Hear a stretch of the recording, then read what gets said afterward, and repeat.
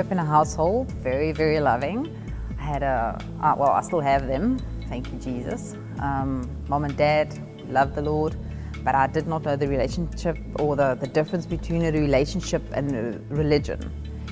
And I remember one day I was in my kitchen and I prayed and I said, God, if you are still the same as you are in the Bible, then where are you? I want to feel you, I want to seek your presence, I want to know you. And I remember I was sitting at the kitchen table and my daughters were watching something on TV.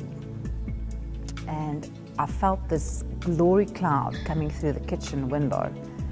And I did not know what was going on. My feet started tingling, my whole body was like electricity. And then I got up from the chair, but I didn't really get up from the chair, and I fell down on my knees. I couldn't get up. And it was like I knew, you know, when there's royalty above royalty above royalty above royalty in the same place as you are. And I could feel that, and I knew that Jesus was there.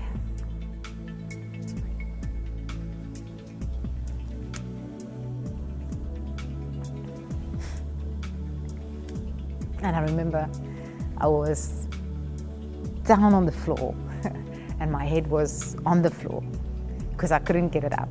That was how it was. And God said to me, get up. And I remember everything was just fuzzy, and like John said, I just fell flat on the ground.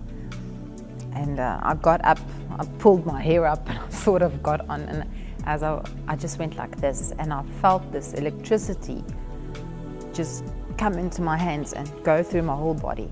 And the more I said, God, I'm not worthy of this. I'm not worthy of this kind of love. The more love He sent to me.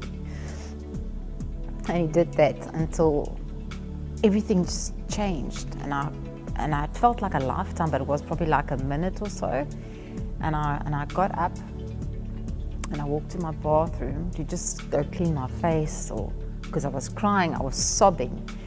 And I remember I looked in the mirror and I looked younger, and my eyes were a different color, and everything about me changed. And since that day, there's been tens of thousands of healings every day. Blind people over the phone, cancer patients, just my aunt was at cancer. They opened her up, she was white as wool, and they'd sent her home. And I said, that's nonsense. You're not going to die, you will live. And I prayed for her, and 2 months later they said there's no cancer. Sometimes God, I get it's a random name, and I put that on Facebook, and I'll get to somebody and I'll say, I got your name. One specific guy was on the verge of suicide as I got his name.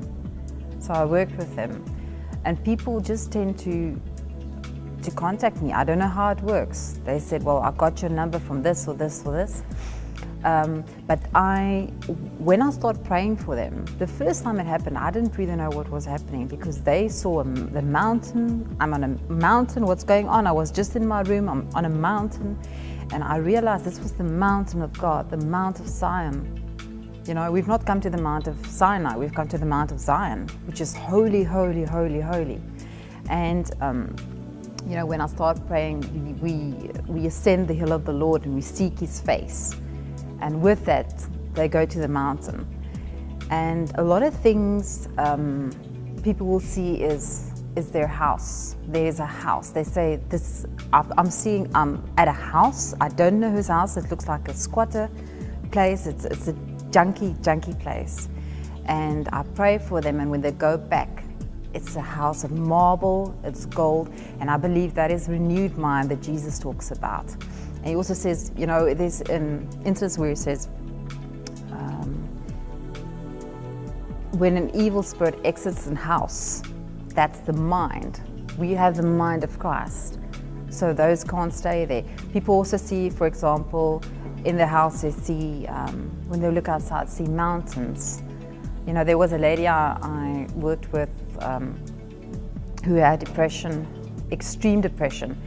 And when she was in the house, she could see the mountain. And I said, that mountain is that, you see, the mountain of God is superior. has dominion over everything. Every little other, God is not fazed by all these things, but He puts His, you move in with your mountain, the mountain of God. And so everything else will bow their knees. Depression will bow their knees, sickness will bow their knees, everything will bow their knees. So I said to her, "You cast that mountain into the sea." And she's free today. You see, these people have been to psychologists, psychiatrists, come from psych wards for years and years and years and years, and nobody can fix them. And they meet Jesus in half an hour and they're healed. They don't need counseling again because the Spirit of God touches them and it cleans them of everything.